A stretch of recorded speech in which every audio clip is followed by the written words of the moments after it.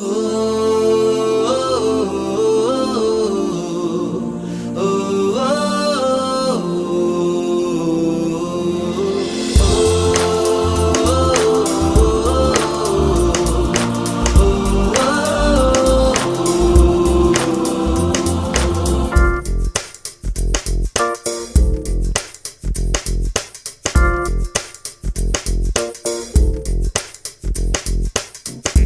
दुनिया मेरी दुनिया मेरी दुनिया तू ही रे, मेरी खुशियाँ मेरी खुशियाँ मेरी खुशियाँ तू ही रे।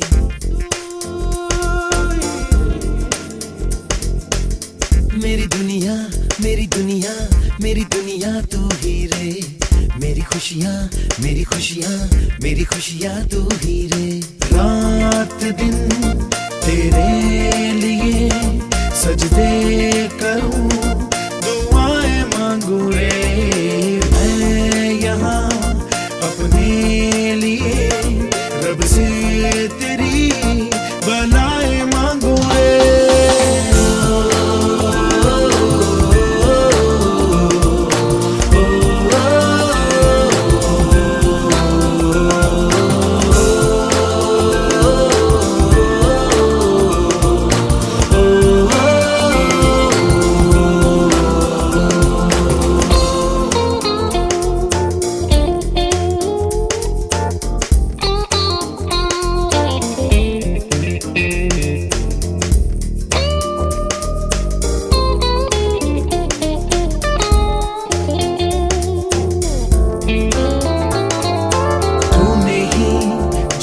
सिखाया हम लोगों को, अच्छा इंसान बनाया, जिंदगी है तेरा साया, अनजानों को सीधा रास्ता दिखाया। तू नहीं एक रोशनी ले आई है जीवन की राहों में, हर घड़ी गुजरे तेरी सारी उम्र अब अपनी बाहों में।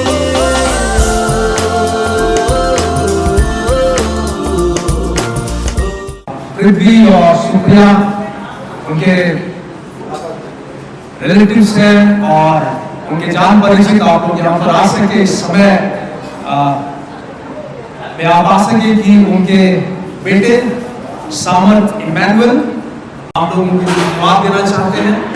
और परमेश्वर का वचन एक बात को कहता है कि आज का दिन किसने बनाया है? आज का दिन यहोवा ने बनाया है और हम इसमें क्या हो? आनंदित हो। और मगर क्या है आनंदित होना? जब हम परमेश्वर में संतुष्ट होते हैं, चाहे उसकी आराधना हो चाहे इस जीवन में, तो हम परमेश्वर को अपने जीवन में प्राण है और आपके जैसा कोई भी नहीं। आपका नाम सारे नामों से प्रभु ऊंचा नाम है, आप पवित्र हैं, स्तुति के योग्य हैं। परमेश्वर पिता इस स्थान को अपने नियंत्रण में ले लीजिए और हम प्रार्थना करते हैं पिता पुत्र और पवित्र आत्मा की सलाह। अभी विशेष कार्यक्रम में हम यहाँ पर आए हैं, उस विशेष कार्यक्रम को आपके नाम में सौंपते हैं। लेकर आप अपने बात के साथ आपकी मौके पर हमारे उद्धार का प्रभु यीशु मसीह का नाम है। आमीन। इस समय आइए हम कुछ चीजों को आगे परमेश्वर की आराधना करेंगे।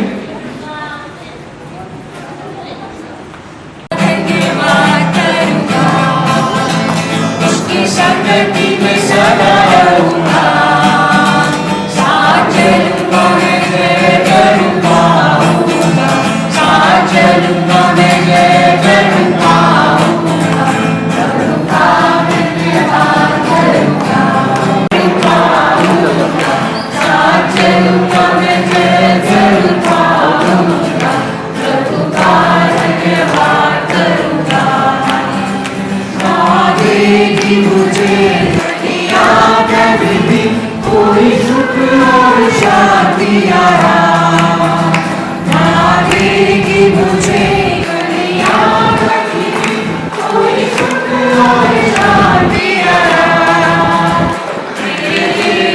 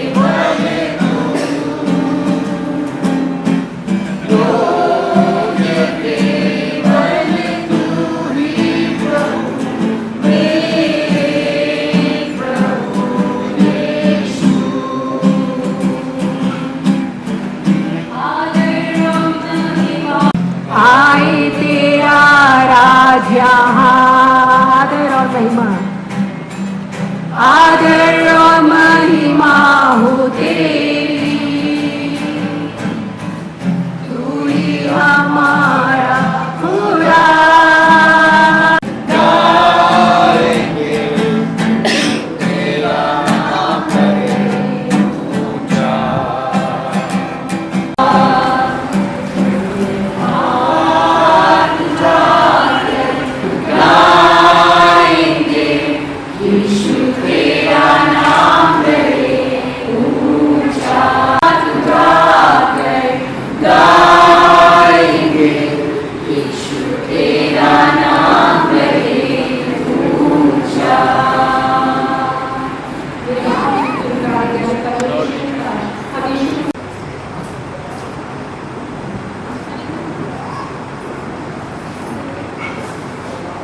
पिछले साल की लास्ट ईयर मार्च में अप्रैल की, उस समय मुझे अचानक से सांस लेने में बहुत दिक्कत हो रहा था और बहुत ही डिफिकल्टी हो रही थी।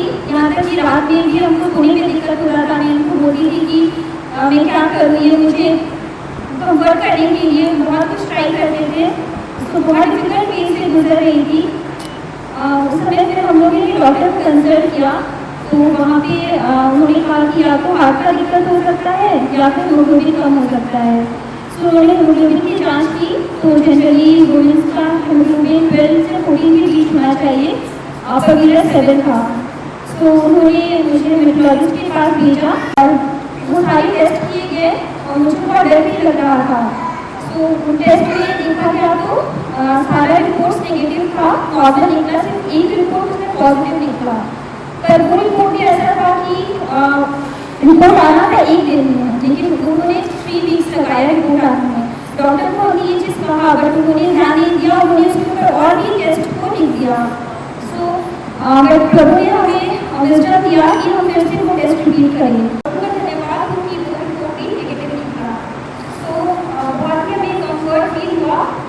लेकिन जब वो टेस्ट पॉजिटिव आया था, हम उसमें रांची में थे, जब मेरा हालत बहुत खराब हो गया था, मैं लिटरली रोने लगी और मैंने कहा कि ऑलरेडी 15% टेस्ट हो चुका है, अभी और भी टेस्ट होगा, मतलब मेरे लिए बहुत डिफिकल्ट था। और यहाँ पे डॉक्टर मानिक का डॉक्टर आदि बैठी है, उनके साथ हमेशा हम लोग कंसल्ट करते थे इन चीज़ों को, और वो भी जब भी रिपोर्ट देखती थी वो नेगेटिव आ रहा था, वो साथ में लोगों का धन्यवाद करती थी हमारे साथ। परमेश्वर जो महान है, जो सृष्टि करता है, ऐसी अवस्था में इनका हीमोग्लोबिन में कंसीव करना, मतलब डॉक्टर के हाथ में गायनेकोलॉजिस्ट के पास भी गए, तो उन्होंने कहा कि अगर कंसीव हो ही जाता है तो अगर 12-13 हीमोग्लोबिन नहीं रहा तो मिसकैरेज हो जाता। और ऐसी अवस्था में परमेश्वर का मैं मतलब धन्यवाद कैसे भी हम नहीं कह सकते कि उन्होंने इस अवस्था में मुझे कंसीव करने में हेल्प किया। और यहाँ और मेरा हीमोग्लोबिन काउंट 10-11 रहा, लेकिन प्रभु के अनुग्रह से मिसकैरेज नहीं हुआ। यहाँ तक कि मैं एक बार गिर भी गई थी, बट फिर भी प्रभु ने संभाला, 1 मंथ तक कर पाई और अच्छे से डिलीवरी हो पाया। और प्रभु ने इस सुंदर वरदान को हमें दिया है। सच में मैं सोचती भी थी कि मेरी शरीर की अवस्था में क्या मैं मतलब कि मेरे मुँह से कोई बच्चा पैदा हो पाएगा, लेकिन प्रभु ने वो सामर्थ्य दिया। इस चीज़ की मैं गवाही देती हूँ कि उन्होंने हीमोग्लोबिन में भी सामर्थ्य, इसका नाम सामर्थ्य मैनुअल रखा है। और इससे पहले भी परमेश्वर ने मेरे लाइफ में डिफिकल्ट फेस था, मेरी मम्मी का जो डेथ हुआ वो मेरे लाइफ में परमेश्वर ने मुझे सामर्थ्य दिया था। उस चीज़ को रिमेम्बर करते हुए कि प्रभु सच में सामर्थ्य परमेश्वर है, डिफिकल्ट लाइफ को हमें स्ट्रेंथ देता है, हमने उसका नाम सामर्थ्य मैनुअल रखा है। वहीं से प्रभु को बहुत ही धन्यवाद। Towards us and our family. As we are going through all this process, and as we got to know that, and at the same time, in a 1-2 weeks, last year my father was passed away. So he went to be with the Lord, and I believe God touched his life in the last days of his life. So that was another very difficult time our family have gone through in the last year. And I believe it's not a coincidence that God divinely provide a child. In the middle of that funeral service, was comforting to family members, and it was painful that I did not tell my father also that she conceived. तब तक कोई भी काम हमारा अधूरा होगा। कई बार पता नहीं कितना लंबा जाएगा, पता नहीं कितना देर हो जाएगा। इससे पहले कि लोग सुने, लोग काम बंद कर देते हैं कि पानी साहब जल्दी खत्म कीजिए, गरम गरम नाश्ता पीछे छूट रहा है। और परमेश्वर वचन कहता है आदि में क्या था? वचन किसके साथ था? परमेश्वर के साथ। और वचन ही वो निर्धारित हुआ हमारे बीच में आया। और कई बार हमारे पास उसी वचन के लिए पेशेंस, धीरज नहीं होगा। और मैं आज की शाम आपके धीरज को टेस्ट भी नहीं करना चाहता, और इसलिए अपने संदेश को छोटा रखूंगा, शॉर्ट और स्वीट भी रहे, मगर जितना जल्दी मैं बोलता हूँ। परमेश्वर का वचन 6वें पद में इस प्रकार से कहता है, नीति वचन 22 उसका 6 मैं इंग्लिश में पढ़ता हूँ, फिर हिंदी में भी हम पढ़ेंगे। Train up a child in a way he should go, even when he is old he will not depart from it. लड़के को उसी मार्ग की शिक्षा जिसमें उसको चलना चाहिए, हाँ। और वह बुढ़ापे में भी, और जो शिक्षा उसको बचपन में मिली है वो बुढ़ापे में भी उससे ना हटेगा। उससे ना हटे। जितने माँ बाप यहाँ पर बैठे हुए हैं, क्या आप इस बात को समझते हैं कि आपकी, मैं भी पिता हूँ, आपकी और मेरी जिम्मेदारी कितनी बड़ी है? ये इन्वेस्टमेंट उसके जीवन काल के लिए इन्वेस्टमेंट। आज की दुनिया में ऑब्वियसली ए बिजी वर्ल्ड में हम अपने बच्चे को सबसे अच्छा देना चाहते हैं। क्या सबसे अच्छा देना चाहते हैं? पढ़ाई सबसे अच्छा देना चाहते हैं, खिलौना सबसे अच्छा देना चाहते हैं, कपड़ा सबसे अच्छा देना चाहते हैं। जितना हम कभी कभी अफोर्ड नहीं कर पाते हैं, फिर भी हम किसी भी तरह उसको द बेस्ट एजुकेशन प्रोवाइड करना चाहते हैं।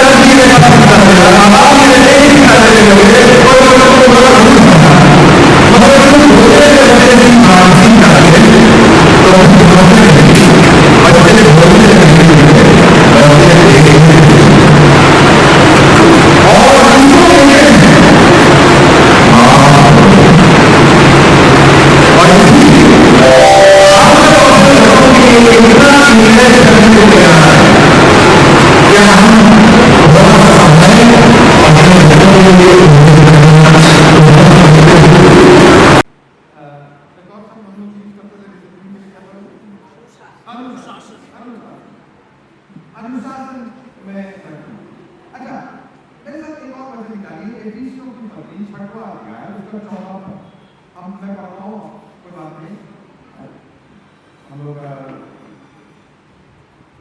मगर उन्हें प्रभु की शिक्षा और चेतावनी देते हुए उसकी क्या करो?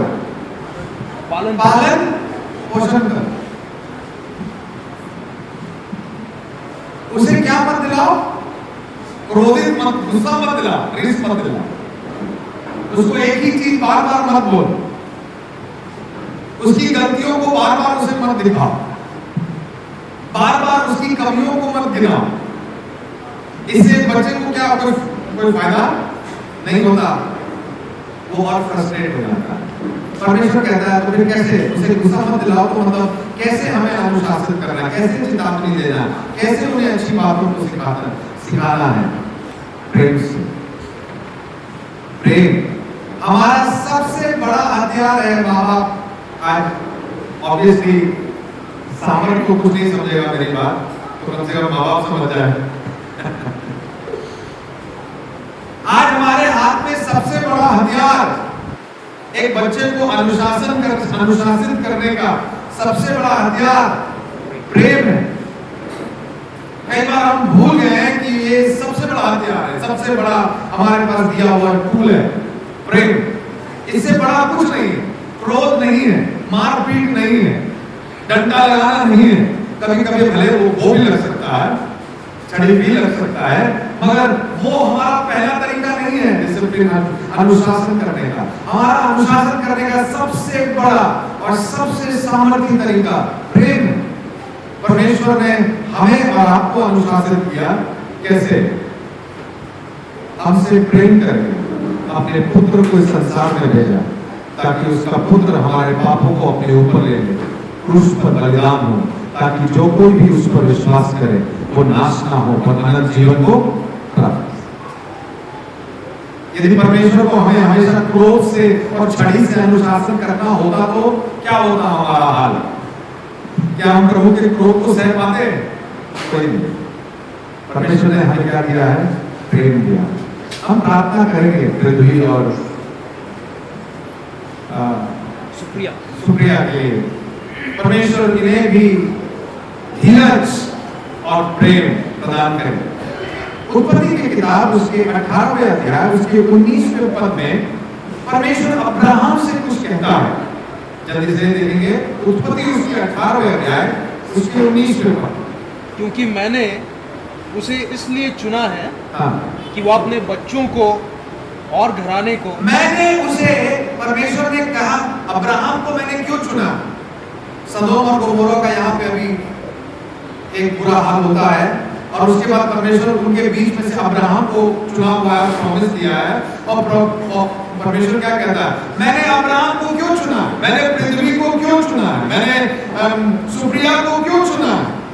ताकि वो क्या करे? अपने बच्चों और घराने को, अपने बच्चों को और घराने को जो उसके पीछे रह जाएंगे, जो उसके पीछे रह जाएंगे, आज्ञा दे कि वे धार्मिकता और न्याय के काम करते हुए, सुनिए, बच्चों को आज्ञा दे कि वो धार्मिकता और न्याय के कामों में क्या करें? आगे यहोवा के मार्ग पर स्थिर बने। यहोवा के मार्ग पर स्थिर बने। परमेश्वर ने कहा मैंने अब्राहम को इसलिए चुना है ताकि वो बच्चों को और आने वाली पीढ़ियों को धार्मिकता का और न्याय का मार्ग में यहोवा के मार्ग को सिखाता है। क्या आपको लगता है कि अब्राहम ने सिर्फ ये सारी सिखावट मुंह से किया या अपने जीवन से भी? विश्वास का पिता किसको कहते हैं? अब्राहम को कहते हैं। जब स्वर्गदूत पार हो रहे थे, वो तो नहीं देखा कि ये स्वर्गदूत, लेकिन कौन है? उनको लगा कि कोई यात्री है। तुरंत उनको रोककर उनके लिए खाना बनवाया। सारा से बोला खाना बनाओ, इनकी पहुनाई करो, इनकी सेवा करो।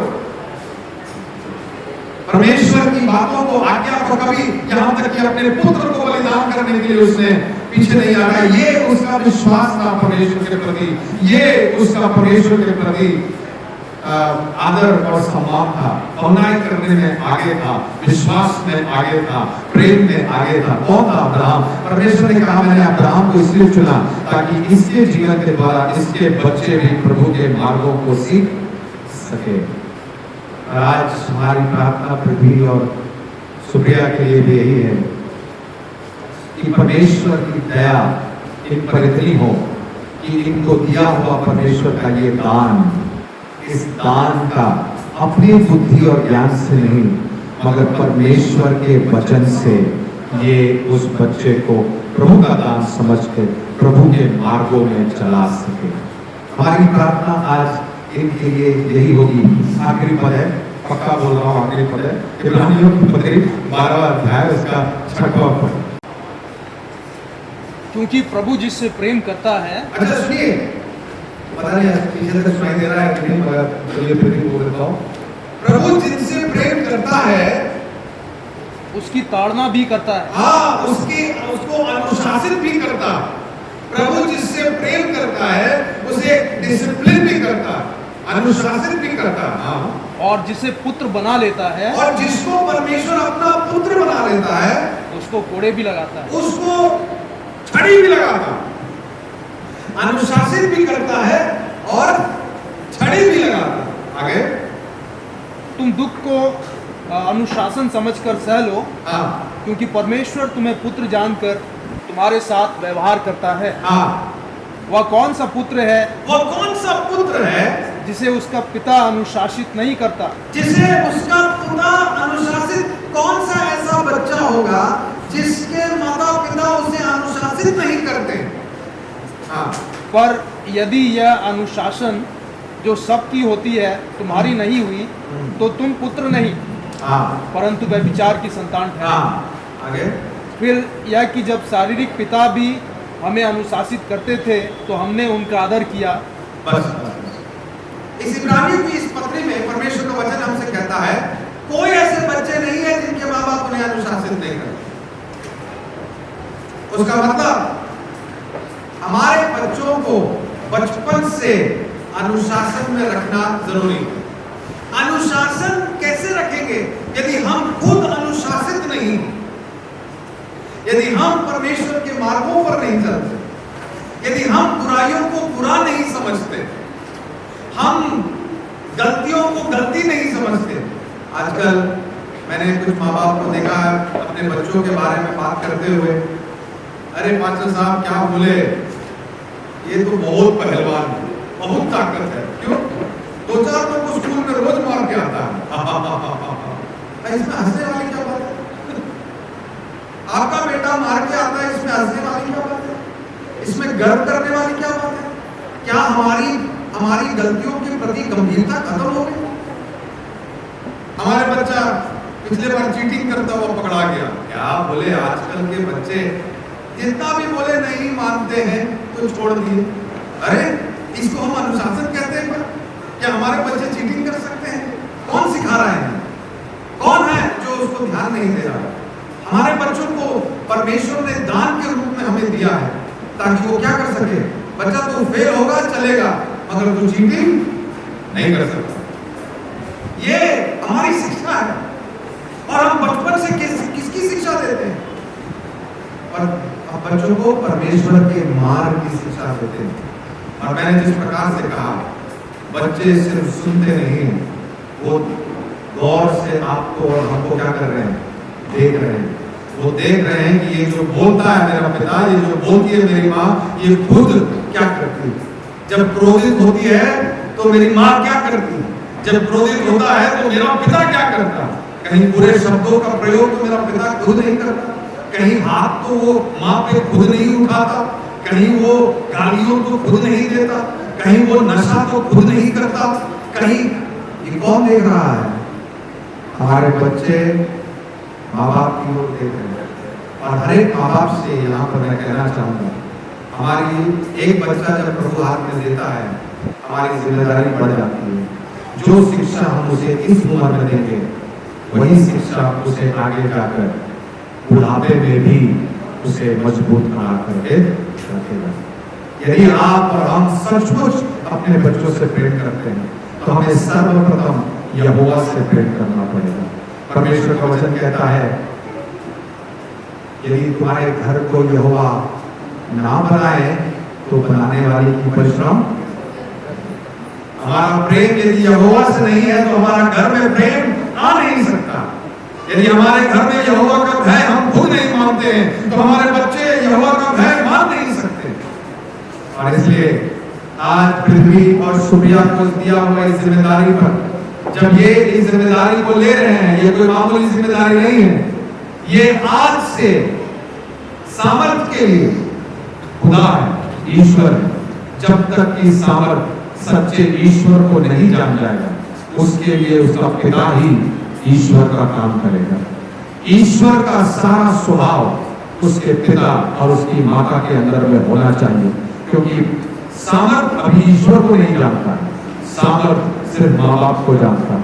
और माँ बाप के स्वभाव को देख देख कर वो एक दिन जानेगा, अच्छा ईश्वर ऐसा ही होगा, क्योंकि मैंने यही स्वभाव अपने पिता और अपनी माँ के अंदर देखा। क्या ऐसी परवरिश हम और आप कर सकते हैं? क्या ऐसी परवरिश पृथ्वी और सुप्रिया कर सकते हैं?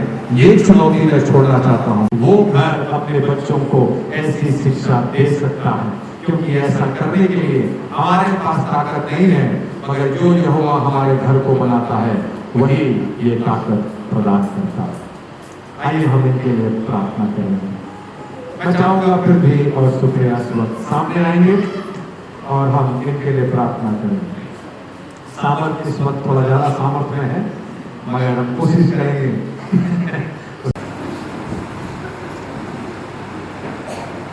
यीशु मसीह तेरे जैसा है कोई नहीं, तेरे चरणों में झुके आसमां और महिमा गाए जमीन। यीशु मसीह तेरे जैसा है कोई नहीं, तेरे चरणों में झुके आसमां और महिमा गाए जमीन। मिलकर गाएंगे, हम गाए हो सना, तू राजाओं का है राजा, तेरी महिमा होए सदा। तू है प्रभु हमारा खुदा, ओ हम गाए हो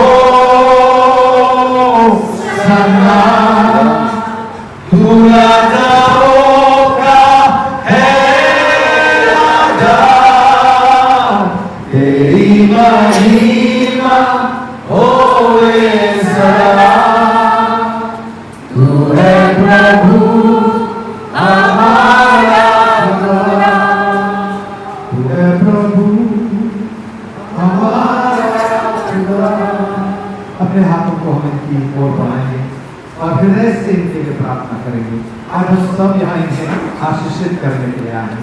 हम हृदय से प्रार्थना करेंगे कि प्रभु इन माँ बाप को इतनी बुद्धि देना कि इस छोटे से बच्चे के हर एक रोने को इस उम्र में ये समझ सके। प्रभु जब ये बड़ा हो जाए, इस बच्चे के लिए एक अच्छा उदाहरण मैं इनके लिए आपके साथ मिलकर प्रार्थना करूंगा।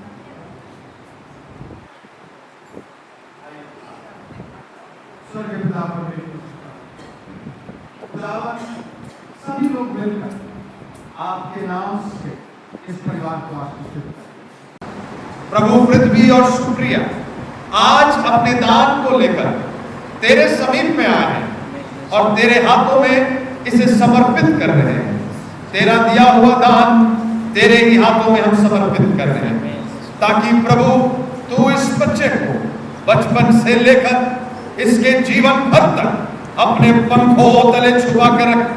ये तेरा संतान है, ये तेरा दान है और ये तेरी महिमा जीवन भर कर सके, यही प्रभु हमारी और इनके माँ बाप की इच्छा जो आपने दिया। प्रभु आपको धन्यवाद देते हुए आपके हाथों में सौंपते हुए हम प्रार्थना करते हैं। इस माँ बाप के लिए खुशी और आनंद का कारण बनाना, समाज के लिए आशीष का कारण बनाना, मगर इस सबसे ऊपर परमेश्वर तेरे राज्य के लिए इसे तू आशीष का कारण बनाना। मैं तेरे दास होने के नाते और हम सब यहाँ तेरे दास और दासी पिता पुत्र पवित्र आत्मा के नाम से सामर्थ इमैनुअल कुकला को खुदा बनाओ और प्रार्थना करते हैं। जब मैं तेरे दास इन्हें तेरे हाथों में समर्पित करते हुए खुदावन पृथ्वी उनके पिताजी के और सुप्रिया के हाथ में देता हूँ। परमेश्वर पिता, मैं प्रार्थना करता हूँ इन दोनों माँ बाप को प्रभु तू बुद्धि और ज्ञान से परिपूर्ण करना, हर एक आवश्यकताओं को समझने के लिए प्रभु तू इन्हें सहायता और मदद करना। परमेश्वर के मार्गों में बचपन से ही अपने बच्चे को लिए चलने के लिए तू सहायता करना, सही शिक्षा में ले चलने के लिए प्रभु दोनों को तू सहायता कर। इनके घर में प्रभु तू सदा वास करे, इनका घर यहोवा चलाने पाए, इनका घर में प्रेम की और खुशी की कभी कभी ना होने पाए, इनके घर में परमेश्वर की रोशनी सदा सर्वदा चमकने पाए। ये हमारी प्रार्थना है, इनका आज कल और भविष्य इनका अद्भुत होने पाए। प्रभु ये हमारी प्रार्थना है। ये खुशी जो तूने दिया है, ये खुशी सिर्फ इनके लिए नहीं, पूरे परिवार के लिए ये आनंद का कारण बनने पाए। आदर महिमा देते। आपने प्रार्थना सुना, धन्यवाद। आदर महिमा आपको देते हुए ये दुआ आपके पुत्र प्रभु यीशु मसीह के नाम से मांगते खुदा, कृपया सुनो दया से। आमीन। Thank you. आप बैठ सकते हैं। I give thanks to God for this opportunity that we could come and celebrate and dedicate our son, Lord Almighty was blessed us. And आप सबको भी बहुत धन्यवाद देता हूँ। In spite of the rain, बारिश भी बहुत थी, बाहर है, और maybe a lot of commuting also difficult, and but you took all the efforts to come and join with us in blessing our son. We really thank you, and I really thank you, all of you. And I also thank you for the owner of this hall. We had to book just one day before the song. It was pretty difficult to find it. I thank him as well that he allowed us and quickly gave. We could arrange the celebration and the dedication. Thank you very much, and a special thanks to Pastor Vinny for accepting and blessing us with the God's word and dedicating. And also thank you for Pastor Samuel. उनके दास को उनको भी धन्यवाद देना चाहता हूँ।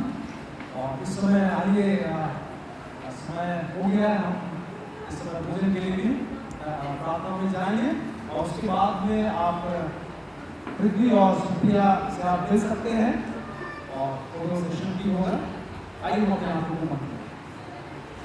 को आपका नाम है इमैनुएल, आप अपने लोगों के संग और साथ में रहने वाले परमेश्वर, और हमने उस परमेश्वर को यीशु मसीह के रूप में हमने जाना और हमने पाया। और प्रार्थना करते हैं प्रभु, अपनी उसी उपस्थिति के द्वारा शाम को प्रभु आशीषित करते हैं। अब धन्यवाद करते हैं, शुरुआत से लेकर इस समय तक प्रभु आपने सब बातों को आशीषित की ओर चढ़ाया। अब धन्यवाद करते हैं, जो भोजन प्रभु का तैयार हो उसे भी अपने हाथों को बढ़ाकर आशीषित कीजिए, और उस भोजन के द्वारा प्रभु हम सब एक अच्छी संगति को कर सके, और उसे खाकर प्रभु यहाँ से सभी लोग तृप्त होकर जा सके। हम सबसे ज़्यादा विशेष धन्यवाद करते हैं आपके वचन के लिए, जो आज हम सब ने सुना। वो वचन आज जब हम यहाँ से अपने हृदय में लेकर जाते हैं प्रभु, ये वचन हमारे घर को बनाने पाए, हमारे जीवन को बनाने पाए, आज ये हमारी धन्यवाद देते हैं प्रभु, आपने सब प्रार्थनाओं को सुना। धन्यवाद के साथ ही प्रार्थना प्रभु यीशु मसीह के नाम में मांगते हैं, आमीन। प्रभु की प्रार्थना एक साथ कहेंगे। हमारे पिता तू जो स्वर्ग में है, तेरा नाम पवित्र माना जाए, तेरा राज्य आए, तेरी इच्छा जैसे स्वर्ग में पूरी होती है वैसे पृथ्वी पर भी पूरी हो। हमारी प्रतिदिन की रोटी आज हमें दे, और हमारे अपराधों को क्षमा कर जैसे हम भी अपने अपराधियों को क्षमा करते हैं, और हमें परीक्षा में ना डालो, परंतु बुराई से बचा, क्योंकि राज्य और प्राप्त और महिमा सदा तेरी है, आमीन। आशीष वचन हम एक साथ कहेंगे, और हमारे प्रभु श्री कृष्ण की दया, पिता परमेश्वर का प्रेम और पवित्र आत्मा की सहायता हम सबों के साथ सदा होती है, आमीन। सभी को प्रेज़ गॉड।